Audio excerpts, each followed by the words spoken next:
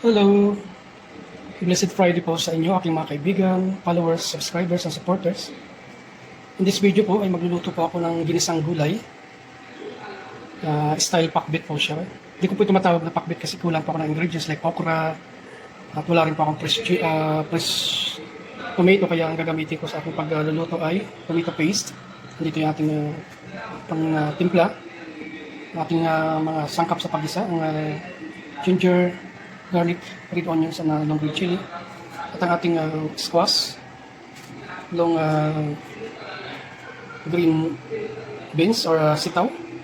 Ang ating palaya at ang talong. At ang ating pong pangsasahog ay dilis, maliliit na dilis. At meron din po tayo ditong dried shrimp, small shrimp. Yan po yung ating pinaka bagoong, kasi di pa ako nagamit ng bagoong. Maalat po kasi yung bagoong. Dito po natin lulutuin. Ito po yung ating panggigisa, yung kapirasong butter. Tara, let's cooking na. So yan, mailito po yung ating mantika. Nilagyan ko ng kawali. Nilagyan ko ng konting mantika. Sasagad po muna natin yung ating dry shrimp, anchovies.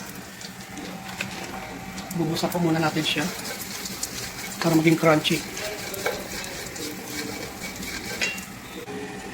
So yan, after ilang minuto ng pagbubusan itong dry anchovies, ayan na po siya. Yan, ganda niya. Ang bango kapit. Hamuin po muna natin baka masunog.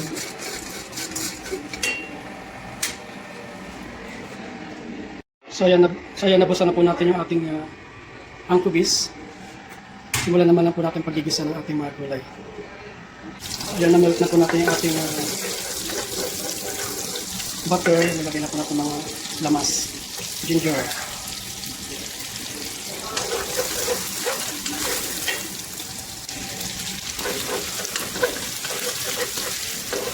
ang bango ng butter at ginger.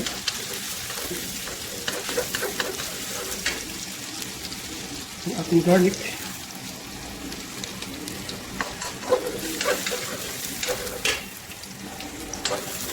lalong bumango na nalagay na ating garlic.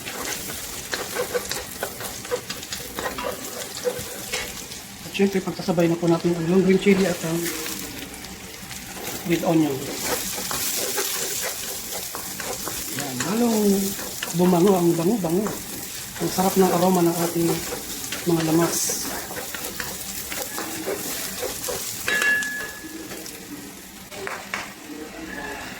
Yan, ilagay na po natin ang ating rice meal at ang paminta.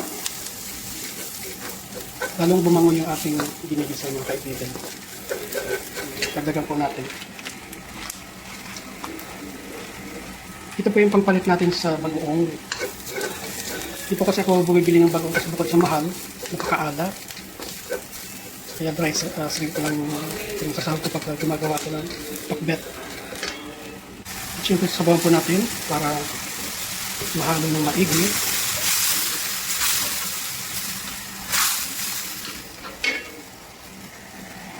At this point ay ilalagay na po natin yung matigas na gulay ng ating kalabasa para mag-isa ng maayos.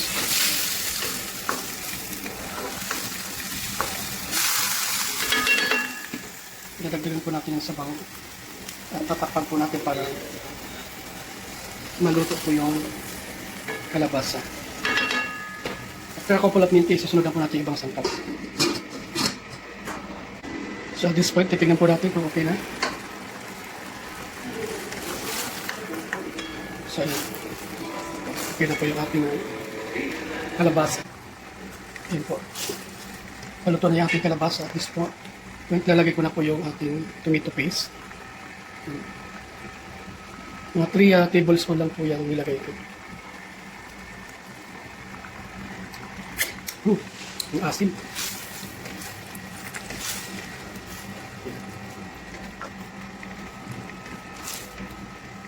Pag wala po akong kamatis na sariwa, tomato paste po ginagamit ko pag nagluluto. Lalagyan na rin po natin yung ating seasoning, ginisa mix.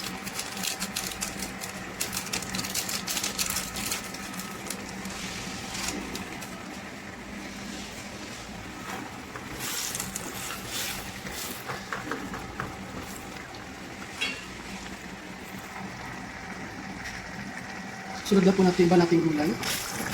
Like talong,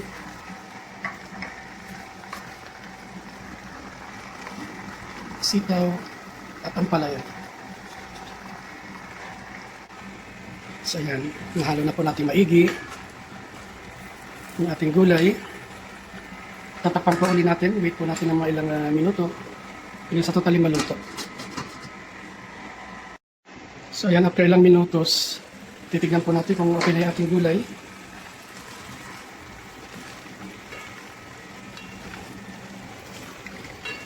Di pa po gaano luto yung iba, like yung talong.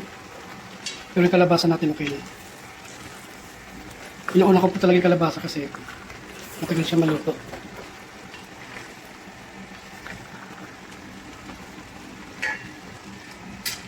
At this point, habang hinihintay natin maluto lahat ng gulay, lalagyan na rin po natin yung ating ibinisang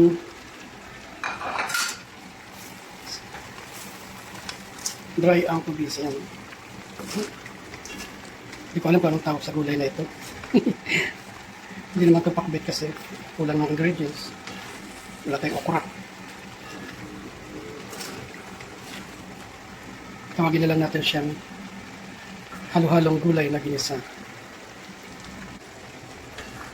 So yan po mga kaibigan, tinakpa ko lang po ng ilang saglit para doon sa ibang gulay. Lagayan ng talong. Yan, okay na po siya. Okay na po yung mga talong. So yan po yung ating ginisang halo-halong gulay o pakbat or pakbot. Tara, let's kain na po. Mga kaibigan, ready na po yung aking lunch. Breakfast and lunch po ito. It's 12:30 na po ng tanghali dito sa Saudi. Ngayon lang po ako magbe-breakfast at magla-lunch. Kaya medyo marami yung aking kanin. Para akong bibitayin. Tara, kain na po tayo. Yan po yung aking nilutong halo-halong gulay, like pakbet. Ito aking mga pang kanin ay masa rice from India. Ito po yung rice na mababa ang glucose content. Tara, kain na po tayo. Samahan niyo po ako sa aking breakfast and lunch.